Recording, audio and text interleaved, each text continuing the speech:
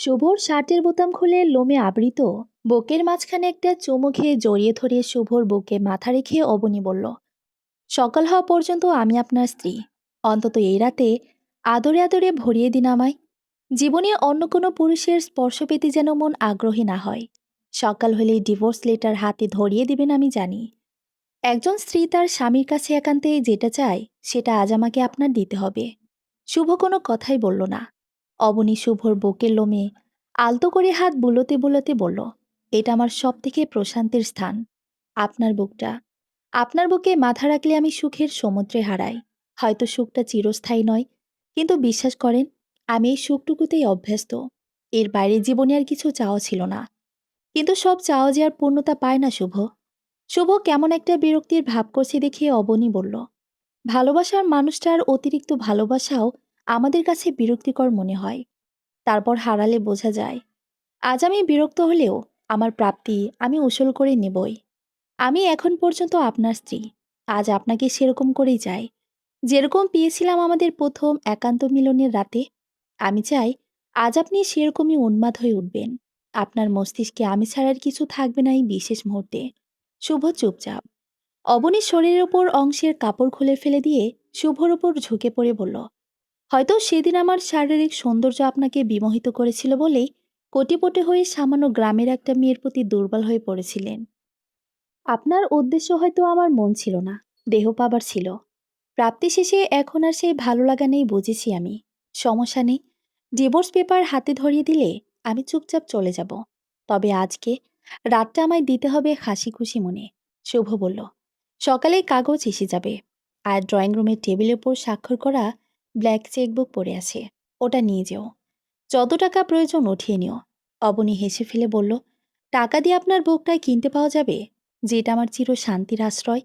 টাকা দিয়ে আপনাকে কিনতে পাওয়া যাবে, অথবা টাকার বিনিময়ে আপনার ভালোবাসা। জীবনের সবচেয়ে যেটা বেশি গুরুত্বপূর্ণ, যেটা আমার জীবন মরণের প্রশ্ন, সেটাই যদি এই টাকা দিয়ে কিনতে না পাওয়া যায়, তাহলে সে টাকা দিয়ে কি হবে বলুন তো শুভ। শুভ বিরক্তি নিয়ে বলল, এবার একটু থামবে প্লিজ। অবনী আবারও হেসে ফেলে শুভর কপালে একটা চুমু খেয়ে বলল, একটা মেয়ে বা স্ত্রী তার স্বামীর কাছে আসলে কি চায় সেটা কজন পুরুষ গভীরভাবে ভেবেছে আমি জানি না। যদি ভাবতো, তবে চারিদিকে এত সুখের অশোক বিস্তার লাভ করতো না হয়তো। আপনি সবসময় টাকার কথা বলেন। আসলে কি একটা মেয়ের চাও বলতে টাকা পয়সা, স্বর্ণ অলংকার? কখনো জানতে চেয়েছেন আপনাদের পুরুষদের সবচেয়ে বড় দোষ শুনতে না চাওয়া। শুধু শোনাতে চাই মনোভাব। যত পারো শুনিয়ে যাও। যে কোনো বিষয়ের এগুলো বইছে জিনের পর জিনে, প্রজন্মের পর প্রজন্মে। যে যেমন দেখছে সে তেমনই শিখেছে। স্বামীরা বড্ড পরিশ্রমী। স্ত্রীর বন্ধু হওয়ার মতো সময় নেই। দুটো গল্প করার মতো অবসর নেই। লাগবে? ঠিক আছে, ব্যবস্থা করছি। ব্যাস। মেয়ে বা বউ চায় তার কথাগুলো আগ্রহের সাথে, সম্মানের সাথে তার সঙ্গী শোনো। সিদ্ধান্ত নিতে যাওয়ার দরকার নেই। যখন বলবে তখন না হয় ভাবা যাবে। গয়নাগাটি, শাড়ি বাড়ির আড়ালে একটু নিভৃতে সময়। হ্যাঁ, শুধু একটু সময়, সম্পদ নয়। আমাদের কাছে আপনার সময়ই সম্পদ। একটু প্রশংসা করুন না। পয়সা তো লাগে না। চুল বাঁধার আর রাধার জন্য 2 মিনিট কিছু বলুন। আপনাকে আর জড়িয়ে ধরতে হবে না। সে নিজেই মনের অন্তরালে আপনাকে জড়িয়ে ধরে লম্বা একটা কিস দিয়ে দেবে। তাতে আপনি ঘেমে নিয়ে দুর্গন্ধে ভরে থাকুন তবুও। আপনার মা বাবার খবরের সাথে একটু একটু করে ওর মা বাবার খবর নিন। ও আপনাকে আর পাইকে 7 দিনে একদিনে হোক না, সেটা ওর জন্য বিশাল পাওয়া। আপনার কোনো ভুল ধরে ফেলে তৎক্ষণাৎ স্বীকার করুন। আর বলে দিন অকপটে এরপর আর হবে না। বলার সময় একটু স্মিত হাসি রাখুন। এক্ষেত্রে কিন্তু বহু পুরুষ পুরুষত্ব দেখানোর চেষ্টা করে শাক দিয়ে মাছ ঢাকার অভিনয় করে। অভিনয় মেয়েরা বেশ ভালোই বোঝে। এসব যে আমার ক্ষেত্রে প্রয়োগ করতে হবে তা তো নয়। আপনার স্ত্রী হয়ে থাকার ভাগ্য আমার নেই। আমার পরে যে আসবে, অন্তত সে যেন পায়। অবনীর কথার মধ্যে শুভর ফোনে হিমির কল আসে। হপ করে ফোনটা হাতে নিয়ে কল কেটে দিয়ে ফোন সুইচ অফ করে ছুঁড়ে ফেলে দিয়ে অবনী বলে, অন্তত আজকের রাতটা। আমি ওই মেয়ের উপস্থিতি চাই না, যে আমার সাজানো ভুবন এলোমেলো করে দিল। ডিমলাইটের অস্পষ্ট আলোয় নিজেকে অনাবৃত করে অবনী বলল, হয়তো আমার প্রতি, মানে আমার শরীরের প্রতি ভালো লাগা ছিল আপনার, আমার প্রতি ভালোবাসা নয়। আর শরীর পেতে বিয়ে করা। নিন, আপনার সেই ভালো লাগার শরীরটা আপনার সামনে শেষবারের মতো উন্মুক্ত করে দিলাম। আপনার স্পর্শে ধন্য করুন শেষবারের মতো। শারীরিক আকর্ষণ এমনই ভয়ঙ্কর হয় যে কারোটাকে কেউ সাড়া নিতে থাকা অসম্ভব প্রায়। অবনীকে টেনে কাছে এনে অবনীর ঠোঁটে কিস করে শুভ বলল, ঠিক আছে, তোমার ইচ্ছে পূরণ হবে। তারপর তাদের এই একান্ত সময়, প্রতিটি সেকেন্ড অতিবাহিত হচ্ছে, আর অবনীর অস্থিরতা বেড়েই চলছে। সকাল হবার অপেক্ষায়। রাত্রি দ্বীপ্রহর। অবনী শুভর বুকে মাথা রেখে অঝরে কাঁদছে। অবনী মনে মনে চাইছে এই রাত যেন ভোর না হয়। এই রাত এমন থাক মৃত্যুর আগ মুহূর্ত পর্যন্ত, এবং তার ভালোবাসার মানুষটা একান্ত তার হয়ে থাক। সময় তো চলমান। প্রকৃতির নিয়ম মেনে সবই চলবে ঠিকঠাক। প্রিয় মানুষটাকে ছাড়া জীবন হয়তো চলবে, তবে গতিহীন, গন্তব্যহীন। একটা সুন্দর জীবনে মানে গাছের ওই সবুজ পাতা। ঝড় এসে ডাল থেকে সেই পাতা বিচ্ছিন্ন হয়ে যেমন গন্তব্যহীন পড়ে, প্রিয় মানুষটা ছাড়া জীবনটা তেমনই। শেষ রাতে ক্লান্তি ও টেনশনে অবনীর চোখের পাতায় ঘুম জড়ো হয়েছে। হয়তো এটাই প্রিয় মানুষটার বুকে মাথা রেখে শেষ ঘুম। অবনী কখন ঘুমিয়ে পড়ল নিজেও টের পায়নি। যখন ঘুম ভাঙল তখন প্রায় সকাল ৮টা। শুভ রুমে নেই। অবনী জলদি করে উঠে ফ্রেশ হয়ে শেষবারের মতো শুভর জন্য এক কাপ চা বানিয়ে নিয়ে ড্রয়িং রুমে আসলো। শুভ চুপচাপ সোফায় বসে আছে। শুভর সামনে কাপটা রাখলো অবনী। অবনীর ঠোঁটে বিষাদের ছায়া। বুক ভারী হয়ে আসছে কান্নায়। শুভ যদি একবার বলতো থেকে যেতে। টেবিলের উপর একটা কাগজ দেখিয়ে শুভ অবনীকে বলল, কাগজ রেডি আছে, তুমি একটা সাইন করলেই হয়। রাতে তোমার ইচ্ছেটা আমি পূরণ করেছি, এবার তোমার কর্তব্য তুমি পালন করো। অবনীর চোখে জল ছলছল। এগিয়ে গিয়ে টেবিলের উপর থেকে কাগজটা তুলে হাতে নিয়ে ভাঙা গলায় অবনী বলল, সাইনটা না হয় পরে করে নিব, কাগজটা আমার কাছেই থাক। তবে প্রমিস করছি, আপনার সামনে আর স্ত্রীর অধিকার নিয়ে আসবো না কোনোদিন। রুমে গিয়ে অবনী ব্যাগে প্রয়োজনীয় জিনিস নিয়ে বেরিয়ে ড্রয়িং রুমে এসে চোখের জল মুছে শুভকে বলল, চলে যাচ্ছি, তবে যাবার আগে আপনাকে কিছুক্ষণ জড়িয়ে ধরে থাকতে চাই। আপনার কপালে অনেকগুলো চুমো খেতে চাই। শেষবারের মতো আপনার ঠোঁটের ভালোবাসার পরশ মেখে নিতে চাই। শুভ বিরক্তির ভাব করে বলল, ন্যাকামি বাদ দেবে অবনী, এসব একদম ভালো লাগে না আমার। অবনী শুকনো ঠোঁটে অনিচ্ছাকৃত হাসি রেখা ফুটিয়ে বলল, আপনার জীবনে হিমি আসার আগে আমার এই ন্যাকামিগুলোই আপনার কাছে সব থেকে প্রিয় ছিল। হঠাৎ ভীষণ বদলে গেলেন, অথচ আপনার প্রতি আমার ভালোবাসা, বিশ্বাস যেমন ছিল তেমনই রয়ে গেছে। গ্রামের মেয়ে তো, হিমির মতো মডেল হওয়া আমার পক্ষে সম্ভব নয়, তাই হয়তো আপনার ভালো লাগাটা ধরে রাখতে পারিনি। শুভ আরো বিরক্ত হয়ে বলল, যাবার বেলায় এত কথা বলে বিরক্ত করছো কেন? ড্রাইভারকে বলে দিয়েছি, ও তোমাকে গ্রামে পৌঁছে দিয়ে আসবে। অবনীর চোখের জল মুছে বলল, থাক, যাবার সময় এই দায়টুকু যদি দেখান, তাহলে আপনাকে ছেড়ে আমি যেতে পারবো না। আমার মৃতদেহ যাবে। অবনীর সোনার সংসারে ঝড় হয়ে এসে সবকিছু তছনছ করে দেয় হিমি। হিমি বর্তমান সময়ের একজন জনপ্রিয় মডেল। শুভর কোম্পানির একটা অ্যাড করার জন্য হায়ার করা হয়েছিল হিমিকে। সেখান থেকেই শুভর সাথে হিমির পরিচয়। তারপর যত দিন যায় দুজনের ভেতরে একটা সম্পর্ক গড়ে ওঠে। অবনী কোনো কালে মডার্ন হতে চায়নি। গ্রামীণ জীবনধারায় অভ্যস্ত সে। আর হিমি তো মডার্ন মেয়ে, ভীষণ স্মার্ট, সেই সাথে এত নামডাক। পাশাপাশি দাঁড় করালে কেউ কাউকে সৌন্দর্যে হারাতে পারবে না। তবু অতিরিক্ত মডার্ন হতে না পেরে হেরে যেতে হলো অবনীকে। জলমাখা চোখে শেষবার শুভর দিকে তাকিয়ে একটা দীর্ঘশ্বাস ফেলে অবনী বাসা থেকে বের হতেই সাদা একটা প্রাইভেট কার এসে থামলো বাসার সামনে। প্রাইভেট কার থেকে নেমে চোখের চশমা খুলে হিমি অবনীকে বলল, অবশেষে বিদায় নিচ্ছ তাহলে? একটা কথা কি জানো, এরকম একটা গেও মেয়েকে বিজনেসম্যান শুভর সাথে এমনিতেই মানায় না। স্মার্ট হওয়ার চেষ্টা করো অবনী, এবং নতুন করে জীবন শুরু করো অন্য কারো সঙ্গে। Good luck. অবনী অনিচ্ছাকৃত হাসি হেসে বলল, স্মার্টনেস মানে যদি হয় মেয়ে হয়ে অন্য মেয়ের সংসার নষ্ট করা, স্বপ্ন ভেঙে গুড়িয়ে দেওয়া, বেহায়াপনা, তাহলে এমন স্মার্ট আমি কোনো কালে হতে চাইব না। Is it clear Himi? হিমির ড্রাইভার মজনু গাড়ি থেকে নেমে এসে হিমির কানে ফিসফিস করে বলল, ম্যাডাম, গালে কি বেশি জ্বালাপোড়া করতেছে? হিমি অবাক হয়ে বলল, মানে? মজনু বলল, ও যে, অবনীভাবে ভদ্রভাবে ঠাস করে আপনার গালে কথার থাপ্পড় মেরে দিল। হিমি রেগে গিয়ে মজনুর গালে একটা থাপ্পড় মেরে বলল, সবসময় অতি চালাকি। এ মাসে তোর বেতন থেকে ১,০০০ টাকা কাটা যাবে। অবনী ১,০০০ টাকার একটা নোট বের করে মজনুর হাতে দিয়ে বলল, ১,০০০ টাকা কেটে তোমার বড়লোক ম্যাডাম, আরও বড়লোক হোক মজনু। আমার কারণে তোমার সর্বনাশ হোক সে আমি চাই না। টাকাটা হাতে নিয়ে মজনু বলল, ভাবি, এ যুগে সত্য কথার ভাত নাই, তাই এই টাকা দিয়ে বিরিয়ানি কিনে খামনে। মজনুর কথা শুনে অবনী হেসে ফেলল। শুভ বাসা থেকে বেরিয়ে এলো। শুভকে দেখে অবনীর মনে আসার সঞ্চার হলো। ক্ষণিকের জন্য চোখে মুখে আনন্দের ছায়া। এই বুঝি শুভ ডেকে বলবে, তোমার কোথাও যেতে হবে না অবনী, ফিরে এসো। কিন্তু শুভ এগিয়ে এলো হিমের দিকে। হিমিকে জড়িয়ে ধরে হেসে শুভ বলল, তোমার আসতে কোনো কষ্ট হয়নি তো? এই দৃশ্য দেখে অবনীর হৃদয়ে আবার রক্তক্ষরণ। চোখের জল গাল বেয়ে টপটপ করে মাটিতে ঝরে পড়ছে। অবনী এক মুহূর্ত আর দেরি না করে দ্রুত পায়ে এগিয়ে চলল। আর মনে এখনো আশার প্রদীপ জ্বলছে। শুভ যদি কোনো একদিন এই মুহূর্তের জন্য অবনীকে ভালোবেসে থাকে, তবে অবশ্যই পেছন থেকে ডেকে বলবে, অবনী যেও না। পা ফেলছে আর অপেক্ষা করছে পেছন থেকে শুভর একটি ডাকের। হেমি শুভকে জড়িয়ে ধরে চুমো খাবার জন্য ঠোঁটের কাছাকাছি ঠোঁট নিতেই মজনু চেঁচিয়ে বলল, ম্যাডাম, আজ বুধবার, কিছু খাওয়া যাবে না একদম। হেমি ভীষণ বিরক্ত হয়ে বলল, কেন? আজকে কি আমার উপোস নাকি হাদারাম?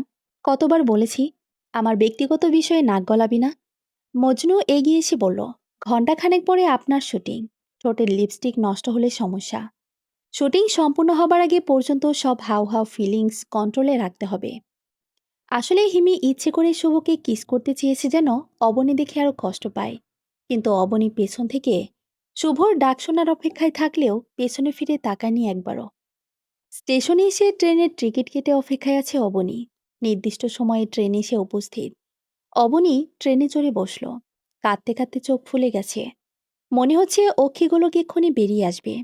জানালা দিয়ে বাইরের দিকে আনমনে তাকিয়ে পেছনের স্মৃতিগুলো ভাবছে অবনী। অবনী ভীষণ করে চাইতো একটা বেবি নিতে। প্রতিটি মেয়েরই মনে মা হবার স্বপ্নটা কমন। সে একটি কিউট বেবির মা হবে। প্রতিবার শারীরিক মেলামেশার সময় অবনী চাইতো জন্মবিরোধীকরণ পদ্ধতি ব্যবহার না করতে। কিন্তু শুভর তাতে আপত্তি ছিল। শুভ বারবার বলতো, আরে বেবি পরে নেওয়া যাবে, আগে কয়েক বছর উপভোগ করি নতুন বিবাহিত জীবনটা। এখন শুভর জন্মবিরোধীকরণ পদ্ধতি ব্যবহার নিয়ে সন্দেহ হচ্ছে অবনীর। তাহলে কি শুরু থেকেই শুভর মনে এরকম কিছু ছিল, যে শরীরটা লুটে নিয়ে একদিন বিদায় করে দিবে?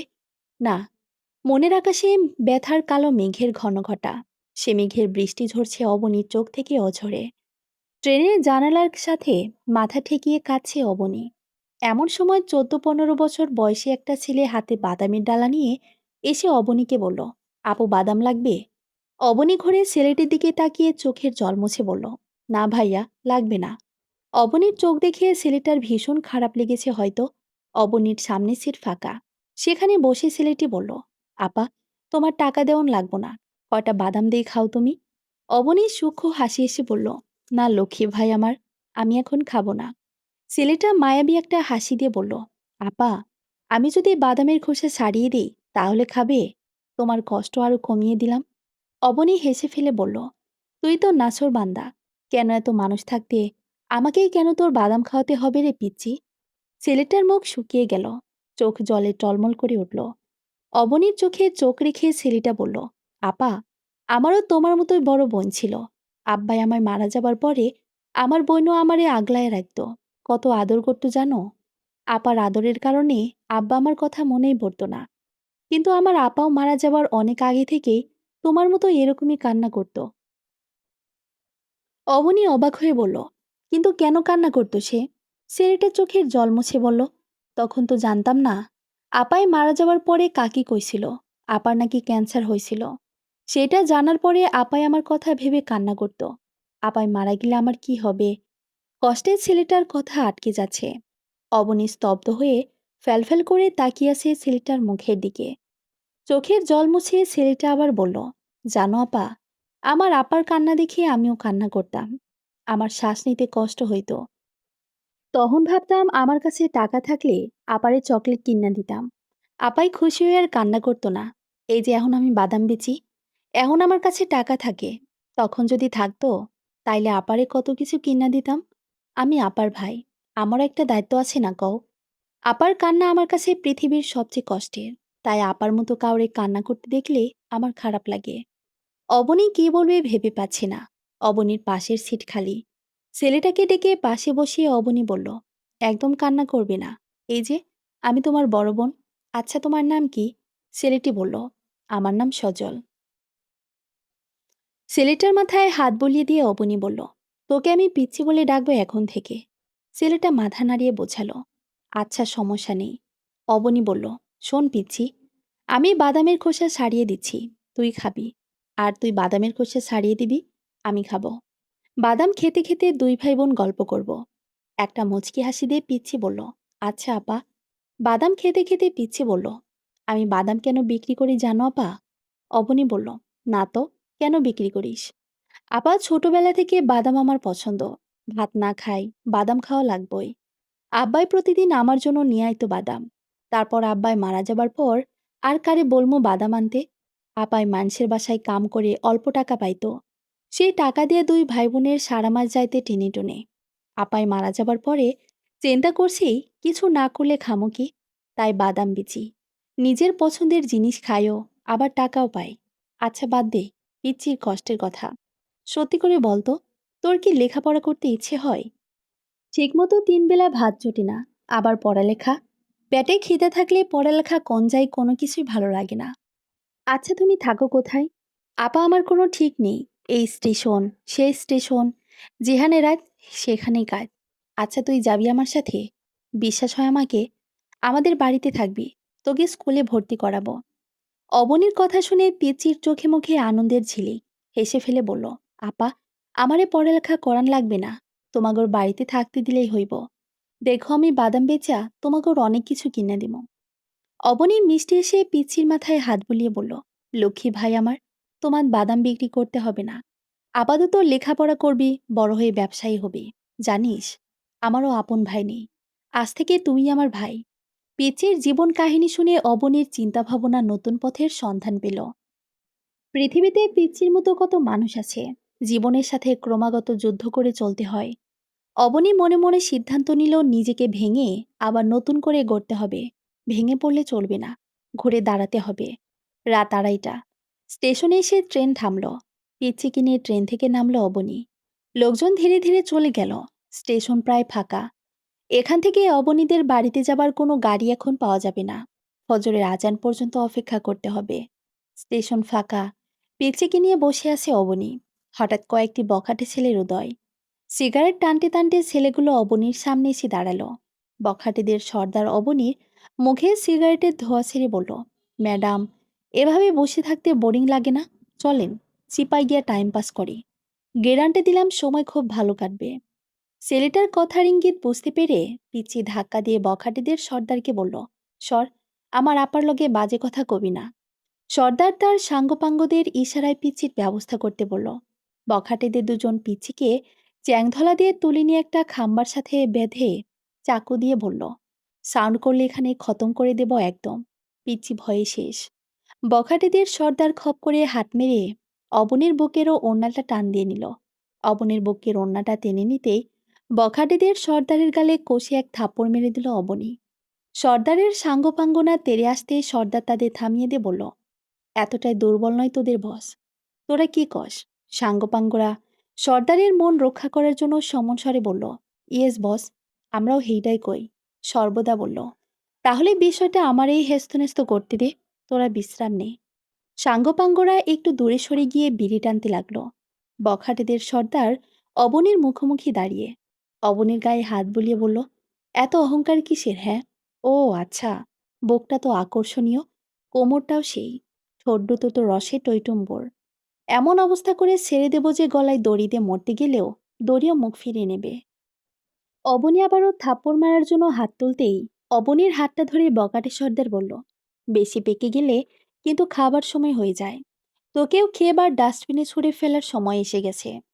পেছন থেকে কেউ একজন সর্দারের কাঁধে চাপড় দিয়ে বলল, এই যে হাউ হাউ ফিলিংসওয়ালা, কথায় আছে কুকুরের পিঠে ঘিস হয় না। আর তুই এত সুন্দর মেয়েটাকে খেয়ে ফেলার দিবার স্বপ্ন দেখিস কোন আহ্লাদে? তুই আবার কে শালা? বলে সর্দার ঘুরে দাঁড়াতেই আগন্তুকের একটা থাপ্পড় খেয়ে সর্দার ফার্স্ট মোশনে কয়েকটা ঘুরলি খেয়ে অবনীর সামনে স্থির হয়ে নিজের গাল চেপে ধরে বলল, এটা কি হলো আব্বু? হঠাৎ আপনার শরীরে এই পুরুষালী শক্তির উদয় হলো কি করে? অবনী সর্দারের কাণ্ড কারখানা দেখে হেসে ফেলে বলল, বাহ, এক থাপ্পড়ে এতটা ভদ্রতার উদয়, একেবারে আপু। সেই আগন্তুক পিছন থেকে সর্দারের ঘাড় ধরে তার দিকে ঘুরিয়ে বলল, পৌরশালী শক্তির প্রয়োগ ওদিক থেকে হয়নি, এদিক থেকে হয়েছে। সর্দারের সাঙ্গপাঙ্গরা তেরে আসতে সর্দার তাদের থামিয়ে দিয়ে বলল, যদি দেখিস আমার চক্ষু জুড়িয়া জল, তবুও ভাববি না আমি এতটুকু দুর্বল। তোরা কি কস? সাঙ্গপাঙ্গরা সমস্বরে বলল, আপনি অলওয়েজ রাইট বস। তাইলে তোরা ফাঁকে গিয়ে ফাও কাজে মন দে, আমি এদিকটা সামলাচ্ছি। বলে হাত দিয়ে নিজের গাল ডলতে লাগলো সর্দার।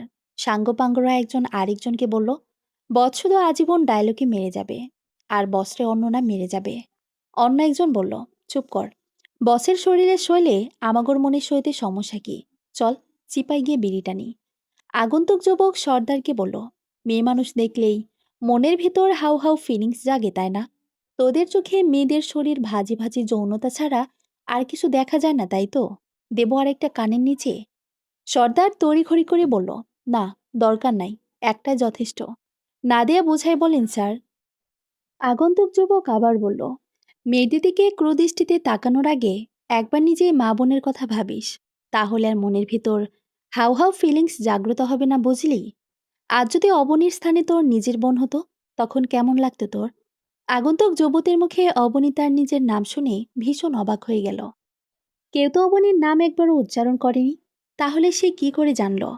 সর্দার আগন্তুক যুবককে বলল, স্যার, এত সুন্দর করে উচিত শিক্ষা এর আগে কেউ দেয়নি তো, তাই দিন দিন বদ অভ্যাসগুলো আরো খারাপ হয়ে গেছে। সর্দারের বদ অভ্যাস খারাপ হয়ে যাবার কথা শুনে অবনী আবার হেসে ফেলল। অবনী ভীষণ অবাক। কে এই আগন্তুক যুবক, যার আগমনে এতবার হাসি ফুটল অবনীর মুখে? সর্দার কাচুমাচু করে আগন্তুক যুবককে জিজ্ঞেস করল, কিন্তু আপনি কে স্যার? বিষয়টা একটা ক্লিয়ার করে বুঝিয়ে বলেন। যুবক বলল, আরেকটা দিলেই সবকিছু ক্লিয়ার বুঝতে পারবে। দেব নাকি? সর্দার একটু দূরে সরে গিয়ে বলল, ইয়ে মানে না থাক। মুরব্বীরা বলে বেশি বোঝা স্বাস্থ্যের জন্য ক্ষতিকর। তারপর সর্দার তার সাঙ্গপাঙ্গ নিয়ে হাওয়া হয়ে গেল। খাম্বার সাথে বেঁধে রাখা পিচি চেঁচিয়ে বলল, আমারে কি মুক্ত করবা? প্রচুর নিম্নচাপ আইছে কিন্তু।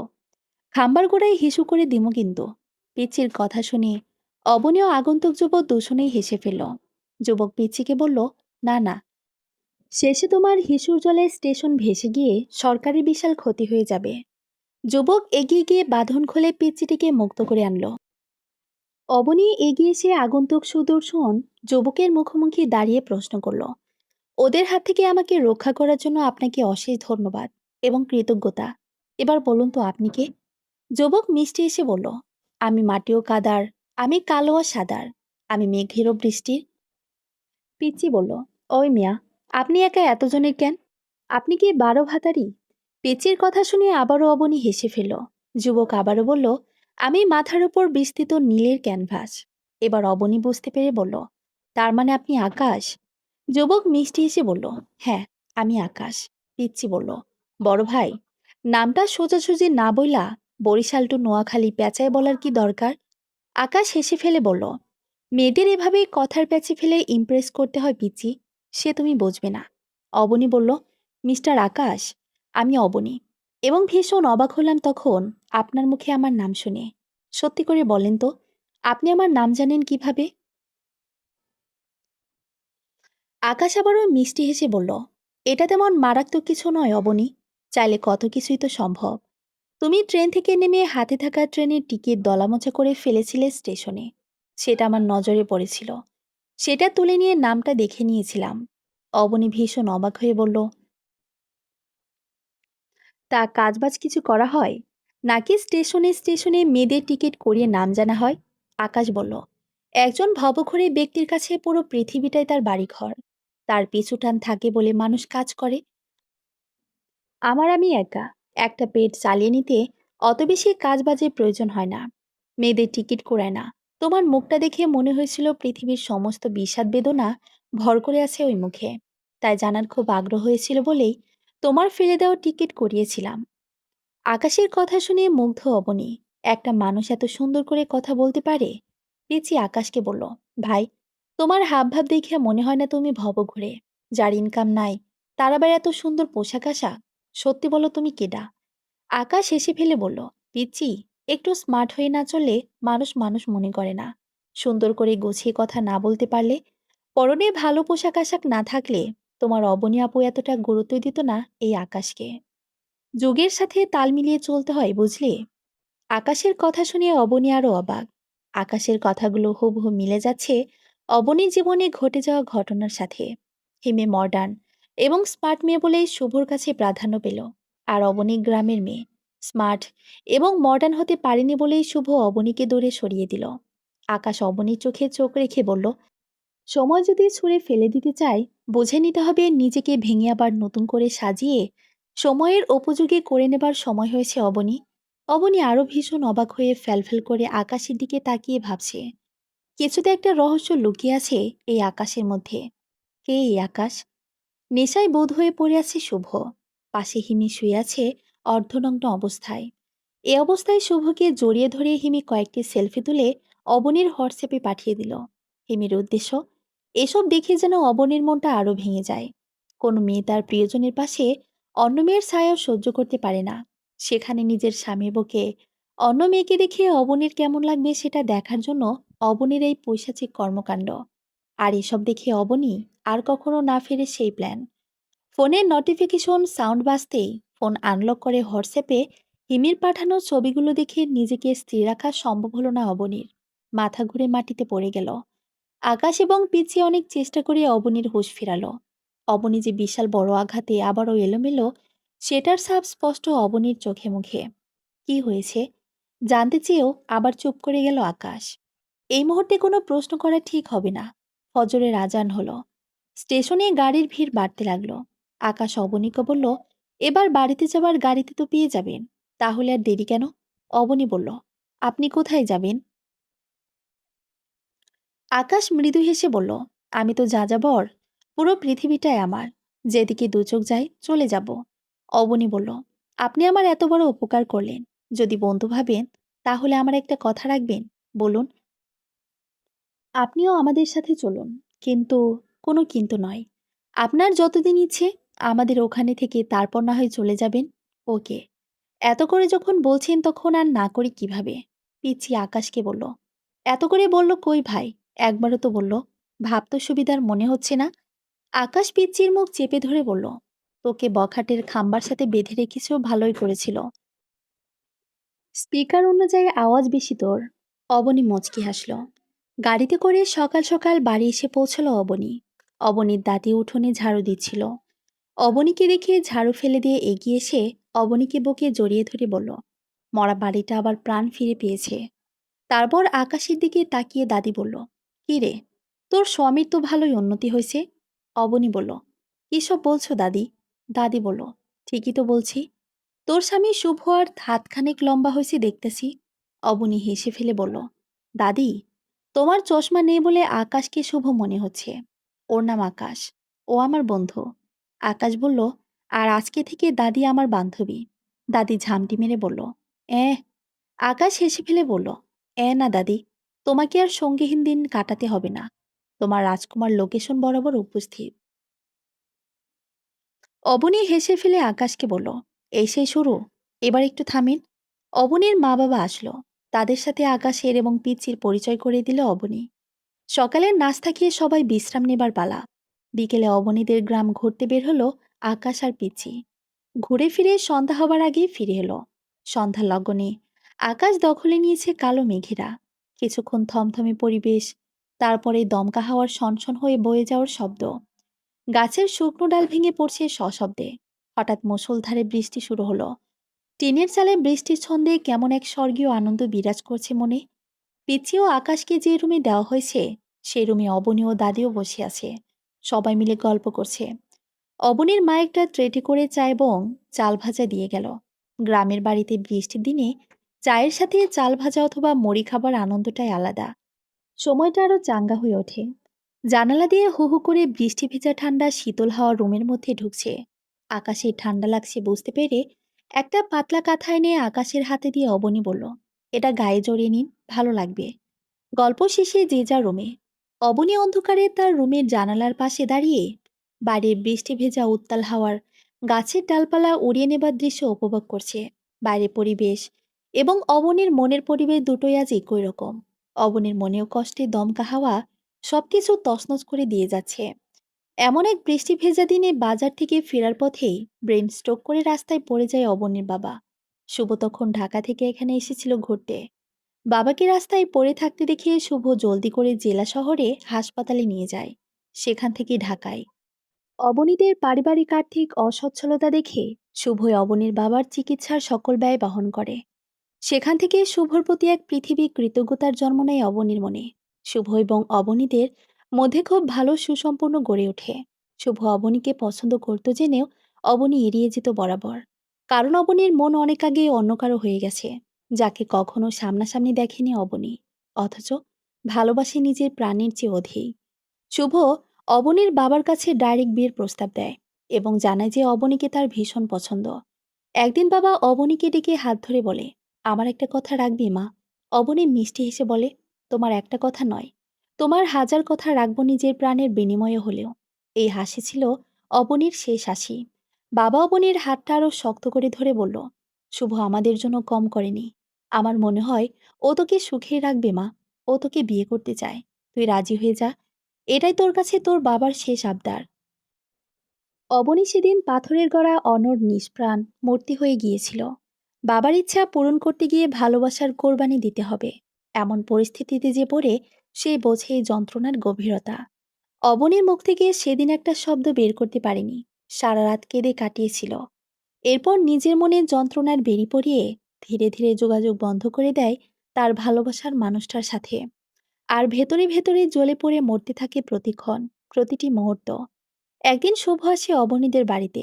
রাতে সবাই যখন গভীর ঘুমে আচ্ছন্ন, ঠিক তখন শুভ চলে আসে অবনীর রুমে। ঘুমের মধ্যেই বুকে কারো স্পর্শ অনুভব করে ঘুম ভেঙে যায় অবনীর। চিৎকার করে উঠবে এমন সময় দুটি ঠোঁট গিলে নেয় অবনীর ঠোঁট দুটি।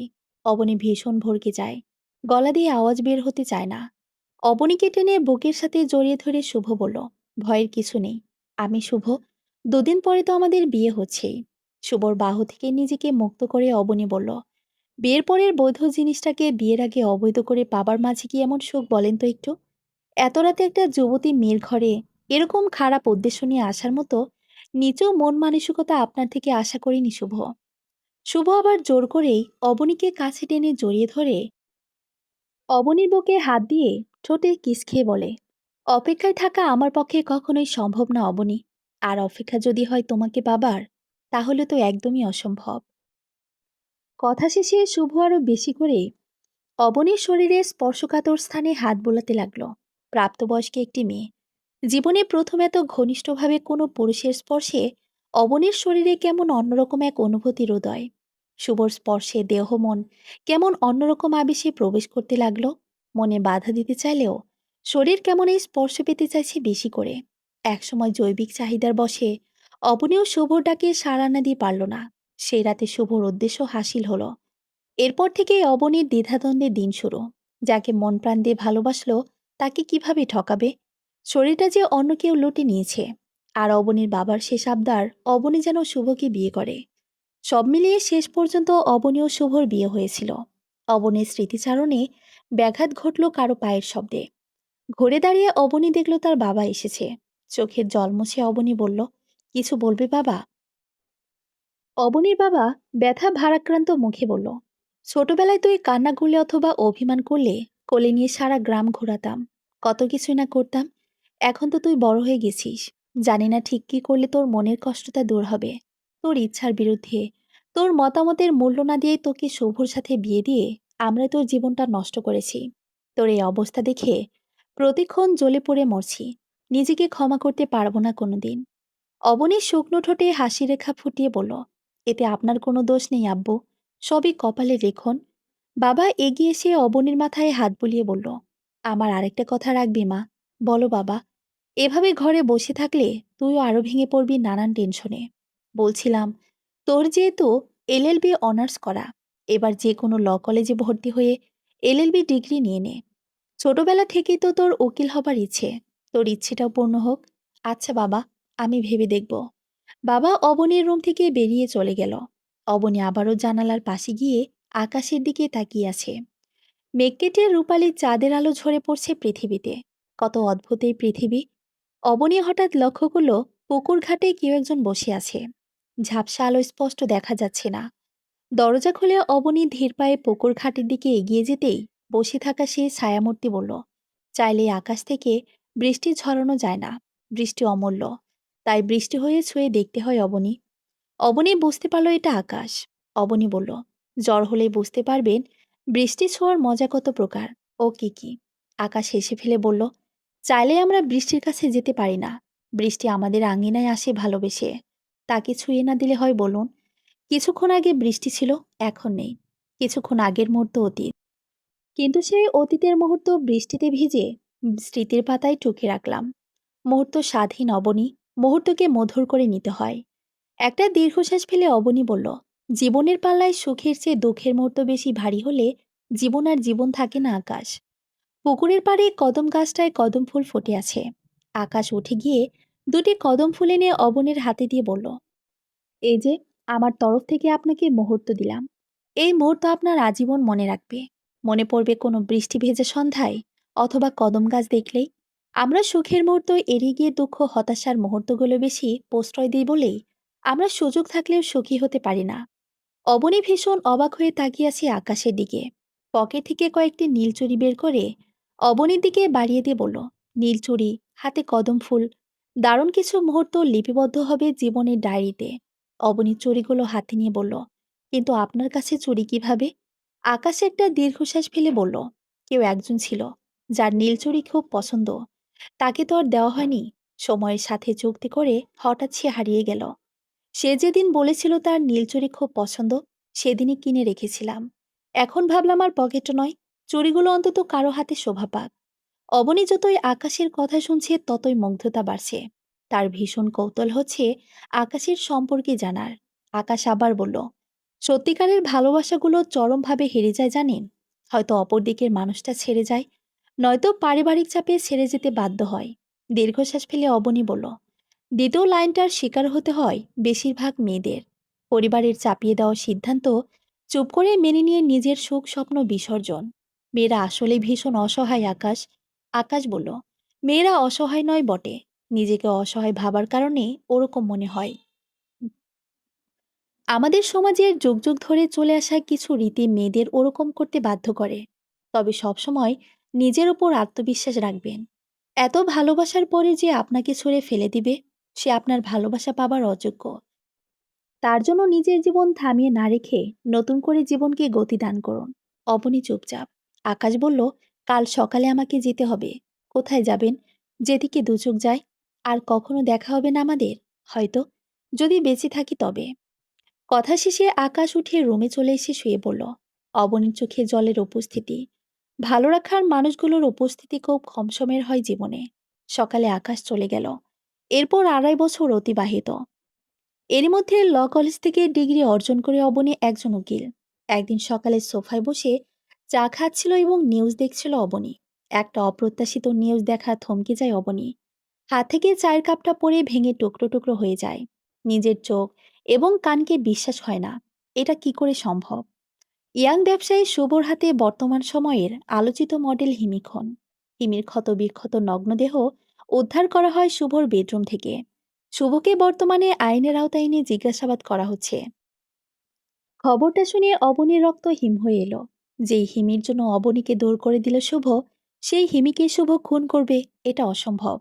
আর খুন করলেই কেনই বা করবে? একগাদা প্রশ্ন মাথায় ঘুরপাক খেতে লাগলো অবনীর। সেই সাথে প্রচণ্ড কৌতূহলে অস্থির হয়ে উঠল অবনী। এর সত্যটা যাচাই করতেই হবে। ভালোবাসার মানুষটা দূরে ঠেলে দিলেও তাকে কোনোদিন মন থেকে দূরে ঠেলা দেওয়া সম্ভব না। অবনীর মন অস্থির হয়ে উঠল এই সময়ে শুভর পাশে দাঁড়ানোর জন্য। পরদিনই শহরের উদ্দেশ্যে রওনা হলো অবনী। জীবনের প্রথম কেসটা শুভর হয়ে লড়তে চাইছে অবনী। যদি শুভ সত্যি দোষী হয়ে থাকে তাহলে শাস্তি হবে, আর যদি নির্দোষ হয়ে থাকে তাহলে মুক্তি পাবে। থানায় যোগাযোগ করে সবকিছু সম্পর্কে মোটামুটি ধারণা নিয়ে হাজতে শুভর সাথে দেখা করতে গেল অবনী।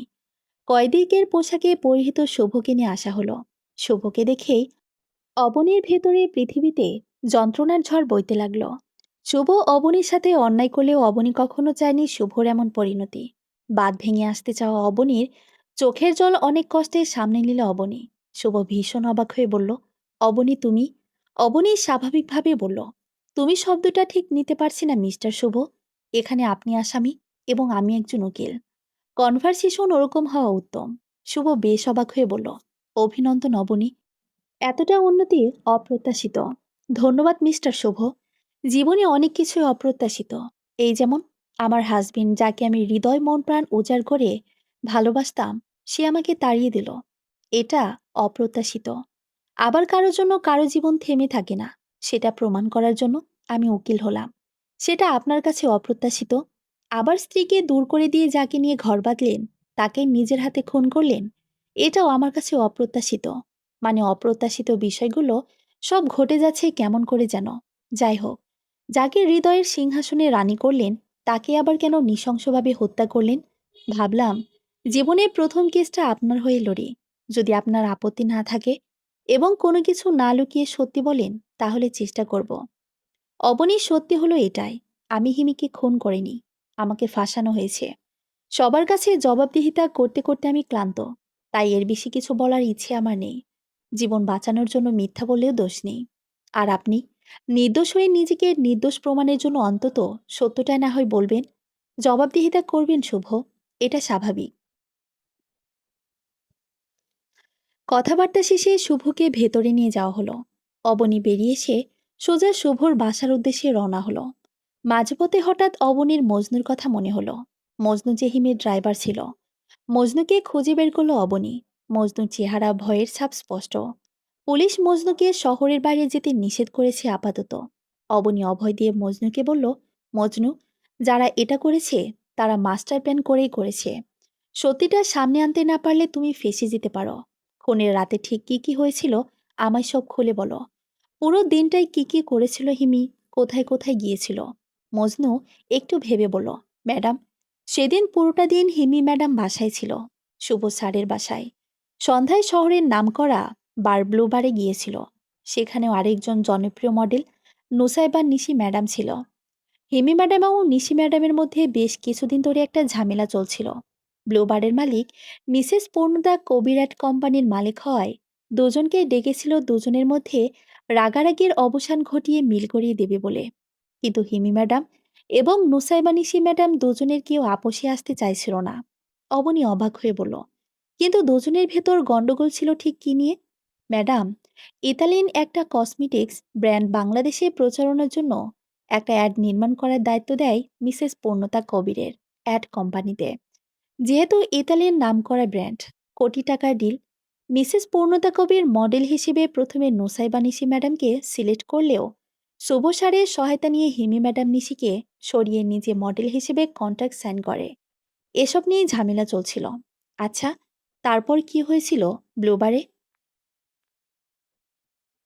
হিমি ম্যাডাম আমাকে ডেকে বলেছিল তার ফিরতে অনেক রাত হবে। তাই আমি ওখান থেকে চলে আসছিলাম। কোথায় গিয়েছিলে? হিমির বাসায় নাকি শুভর বাসায়? আপনি চলে যাবার পর থেকে হিমি ম্যাডাম শুভ স্যারের বাসায় থাকতো সবসময়। তাই শুভ স্যারের বাসায় গিয়েছিলাম। শুভ তখন কোথায় ছিল? বাসায় ছিল ম্যাডাম। তখন আনুমানিক রাত কয়টা হবে? 10টা। শুভ কি করছিল বাসায় তখন? ঘুমাচ্ছিল ম্যাডাম। শুভ ঘুমাচ্ছিল শুনে ভীষণ অবাক হলো অবনী। রাত 2টো 3টার আগে তো শুভ কোনোদিন ঘুমায় না। ওই দিন কেন 10টার দিকেই ঘুম? অবনী বলল, ওই দিন শুভ কোথায় কোথায় গিয়েছিল বলতে পারো মজনু? না ম্যাডাম, তা তো জানি না। শুভর গাড়িটা কোথায়? বাসায় পার্কিং আছে। চলো আমার সাথে মজনু। কোথায় ম্যাডাম? শুভর বাসায়। মজনুকে নিয়ে অবনী শুভর বাসায় এসে পার্কিংয়ে ঢুকে শুভর গাড়ি আনলক করে মজনুকে বলল, গাড়ির মাইলেজ মিটারে দেখো। শুভর গাড়ি নতুন কেনা থেকে এ পর্যন্ত কত কিলোমিটার চলেছে। মজনু দেখে বলল, ম্যাডাম, ৮,৫৪৫ কিলোমিটার।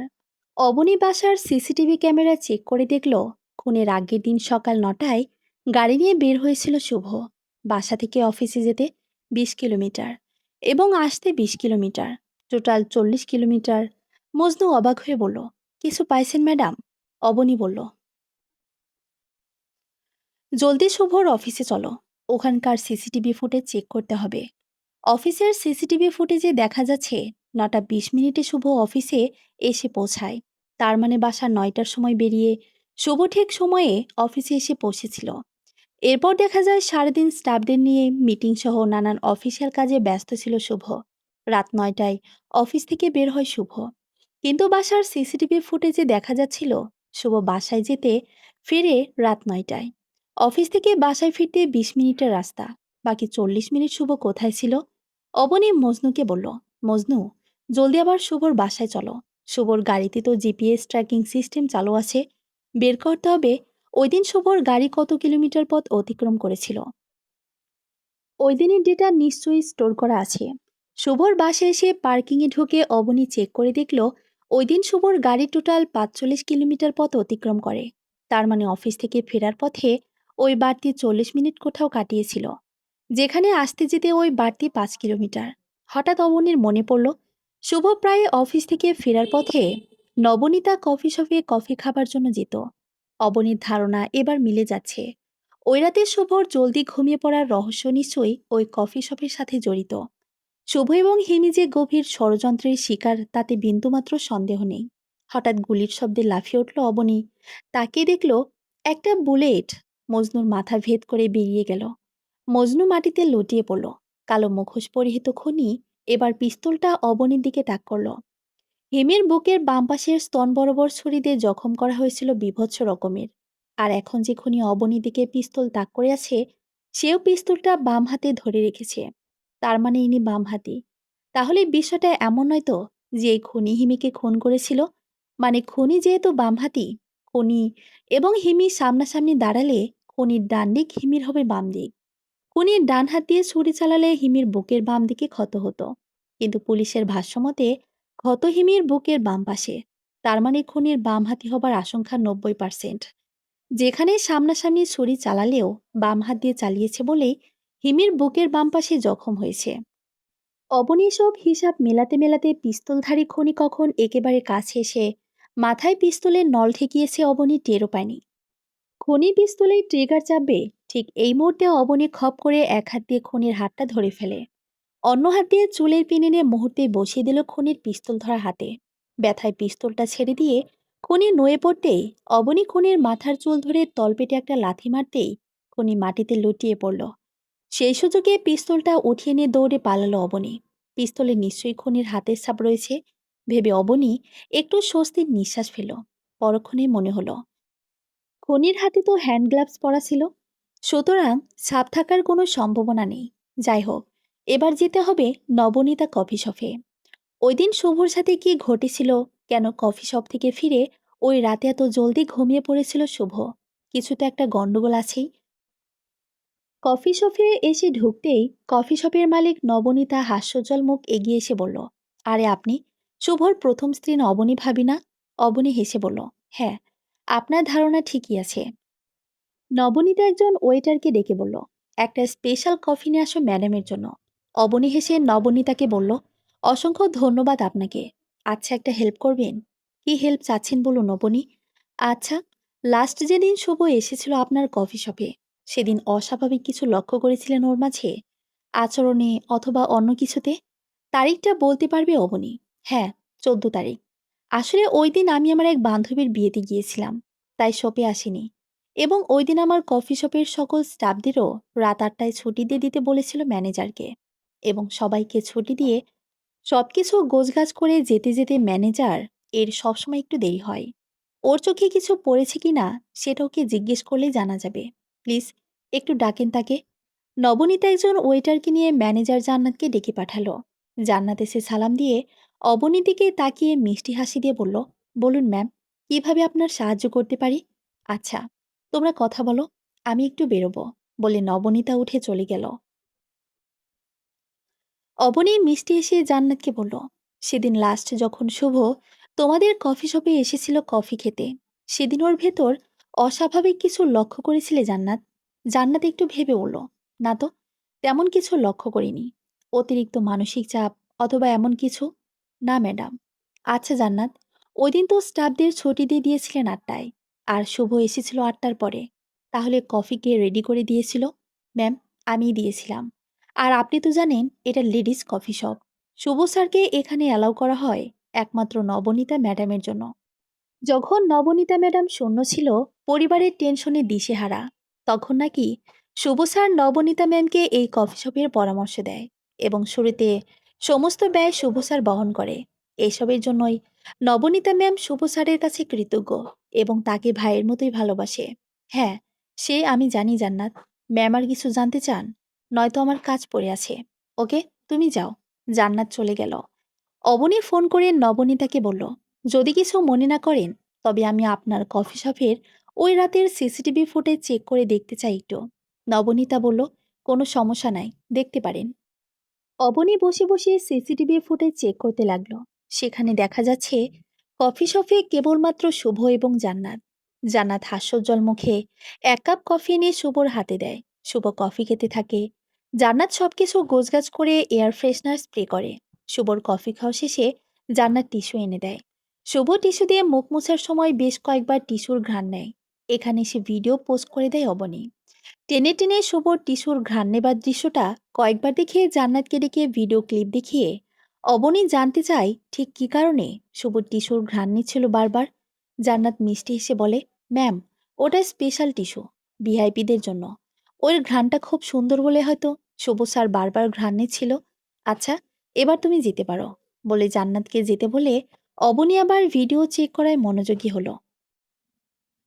মজনুকে খুন করা সেই খুনি যে অবনীকে খুন করতে চেয়েছিল, তার হাতে হাত মোজা পরে থাকার কারণে পিস্তলটায় খুনির হাতের ছাপ না থাকলেও অবনী যখন খুনির চুল ধরে তলপেটে লাথি মেরেছিল, তখন খুনি পড়ে যাওয়ায় খুনির কয়েকটা চুল ছিঁড়ে অবনীর হাতে রয়ে গিয়েছিল। সেটার ফরেনসিক তদন্ত করালেই অন্তত খুনিকে শনাক্ত করা যাবে। ভিডিওটি একটা বিষয় এতক্ষণ অবনী খেয়ালই করেনি। হঠাৎ খেয়াল করতেই অবনীর মাথায় নতুন প্রশ্নের উদয়। দেখা যাচ্ছে জান্নাত এয়ার ফ্রেশনার শুভ কাছাকাছি দাঁড়িয়ে স্প্রে করছে। ভিডিও জুম করে অবনী লক্ষ্য করলো জান্নাতের হাতের এয়ার ফ্রেশনার পরিচিত কোন এক ব্র্যান্ডের মনে হচ্ছে না। আরও জুম করে দেখতেই অবনীর ধারণায় সত্যি হলো। এটা কোনো এয়ার ফ্রেশনার নয়, এটা হাই পাওয়ারি স্লিপিং স্প্রে, যার গন্ধ নাকে গেলে কয়েক মিনিটের মধ্যে ঘুম চলে আসে। অবনীর মুখে বিজয়ের হাসি। সবকিছু ধীরে ধীরে ক্লিয়ার হচ্ছে।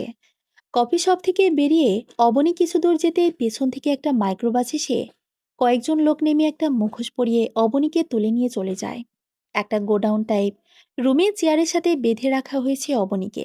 কয়েকজন গুন্ডা এবং তাদের বিশ্রী দেখতে বস বজলু অবনীকে ঘিরে দাঁড়িয়ে আছে। অবনীর চোখের কাপড়টা সরিয়ে বজলু বিদঘটে হাসি হেসে বলল, এখন যদি আমরা সবাই মিলে তোর শরীরটাকে লুটে ডাস্টবিনে ফেলে দিই, কে বাঁচাবে তোকে বল? তোর অকালতি জীবনের শুরুতে সমাপ্ত হয়ে যাবে। তার চেয়ে বলি, এই কেসে না লাগ গলে সরে যা। তোর জন্যই ভালো, আর আমার জন্য। কারণ আমি নারী জাতির গায়ে হাত তুলতে চাই না। তবে তুই এর পরেও বাড়াবাড়ি করলে গায়ে হাত না তুললেও গলায় চাকু তুলতে বাধ্য হব বলে দিচ্ছি। অবনী বলল, এসব ভয় নিয়ে চলে এতদূর এগিয়ে আসতাম না। এই কেসের রহস্য আমাকে উদ্ঘাটন করতেই হবে। বজলু রেগে গিয়ে অবনীর গলায় চাকু ধরে বলল, সোজা আঙ্গুলে ঘৃণা উঠলেও সোজা চাকুতে তোর প্রাণী ঠিকই পৃথিবী ছেড়ে মহাশূন্যে যাত্রা করবে। ভেবে দেখ কি করবি। গোডাউনের দরজার বাইরে থেকে কেউ ঠকঠক করে নক করলো। বজলু তার এক গুন্ডাকে বলল, ওই দেখ তো, কোন শালার আবার দুনিয়ায় ভালো লাগে না, তাই মরতে এখানে এসেছে। দরজা খুলতেই এক যুবক হুড়মুড় করে সোজা ভেতরে এসে বজলুর সামনে দাঁড়িয়ে বলল, ভাই, ম্যাচ হবে বিড়ি ধরামো। বজলু ভীষণ অবাক হয়ে যুবকের গলায় ছড়ি ধরে বলল, শালা, বজলুকে দেখলে ভূমিকম্প ছাড়াই পুরো শহর কাঁপে। আর তুই আসছিস বজলুর কাছে বিড়ি ধরাতে? যুবক মুচকি এসে বলল, ভাই, জীবনের প্রতি আর কোনো মায়া নেই বলেই তো বাঘের গুহায় রাত কাটাতে আসলাম। ভ্রুকুচকে বজলু বলল, মানে? ভাই, এ বিড়িটা খেয়ে আত্মহত্যা করব বলে এখানে এসেছি। কিন্তু আপনি যদি আমাকে দয়া করে খুন করেন, তাহলে তো আর কষ্ট করে আত্মহত্যা করতে হবে না। এই শালা, বাপের জন্মেও বিড়ি খেয়ে কাউকে আত্মহত্যা করতে শুনিনি। পাগল পাইছো আমারে? আরে ভাই, বিড়ি খেয়ে আত্মহত্যা মানে বিড়িটা খেয়ে তারপর আত্মহত্যা করব সেই কথা বলেছি। ও আচ্ছা, তা আত্মহত্যা করবি করবি কেন? ভাই, পিওর ভালোবাসার দাম নাই। ফাও কথা সাইডে রেখে সত্যি করে বল তোর উদ্দেশ্য কি? এদিকে যুবককে দেখে অবনী অবাক। এ তো আকাশ। ঠিক বিপদের দিনে আকাশ কিভাবে এসে হাজির হয়? বজলু আবারও আকাশের গলায় ছড়ি ধরে বলল, সত্যি করে বল, কে তুই? আর এখানে কি চাস? আকাশ বলল, ভাই, প্রেমে পড়ার আগে জীবন ছিল এক ধরনের ফ্রেন্ড লাভলি। আকাশের কথা শুনে বজলু রেগে গিয়ে বলল, ফাজলামো করা হচ্ছে তাই না? মানুষের জীবন আবার ক্রিমের মতো থাকে নাকি? আকাশ বলল, আরে ভাই, ফেয়ার মানে সুন্দর, লাভলি মানে মনোরম। তার মানে জীবন সুন্দর এবং মনোরম। কিন্তু এই নির্দয় নিষ্ঠুর পাষাণ সমাজ আজীবন পবিত্র প্রেমের বিরুদ্ধাচরণ করে আসছে বলেই আমার মতো শতপ্রেমিক প্রাণ অকালে বিলীন হয়েছে ধরনীর বুক থেকে। যে পৃথিবীতে ভালোবাসা নেই, সে পৃথিবীতে বেঁচে থাকার কোনো ইচ্ছে আমার নেই বজলু ভাই। আপনি আমার গলার ছুরি চালিয়ে মুক্তি দিন এই প্যারাময় প্রেমিক জনম থেকে। প্লিজ বজলু ভাই, আপনার মনেও তো প্রেম, ভালোবাসা, দয়ামায় কিছু নেই। জানি আপনি পারবেন। বজলু একটা দীর্ঘশ্বাস ছেড়ে হাতের ছুরিটা ফেলে দিয়ে বলল, ইমোশনাল হিট করলি রে ভাই। কথা ছিল বিলকিসের বাবা বিলকিসকে আমার হাতে তুলে দিবে, কিন্তু তুলে দিল অন্যের হাতে। আর পরিস্থিতি আমার মতো একটা নিষ্পাপ যুবকের হাতে তুলে দিল ছুরিকাচি। চাকা খেয়ে সবাই হয় কবি, আর বজলু হয়ে গেল ভিলেন। বিষয়টি বড্ড হার্ট রিলেটেড। আকাশ বজলুকে জড়িয়ে ধরে বলল, ভাই, আপনার দুঃখটা আমিও বুঝি। I can feel your pain. Bazlu বলল, তুমি আমার প্রচুর পিন ফিল করো। যার পিন সে ছাড়া আর কেউ ফিল করতে পারে না বদ। বিলকিসের কিস খেয়ে জীবন সাজাতে চেয়েছিলাম, অথচ বিলকিসের কিসের অভাবে আবার গুন্ডা হয়ে গেলাম। জীবনটা আসলে বেদনার।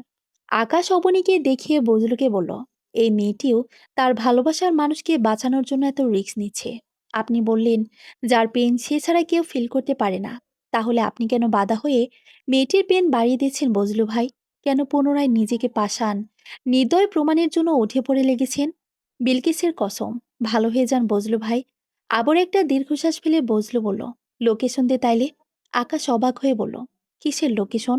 বজলু হেসে ফেলে বলল, তুই বললি ভালো হয়ে যেতে, কিন্তু ভালো হয়ে যাব কোথায়? লোকেশন দিলে না হয় সেই বরাবরে চলে যেতাম। বজলুর কথা শুনে সবাই হো হো করে হেসে ফেল। বজলু তার সাঙ্গপাঙ্গ নিয়ে চলে গেল।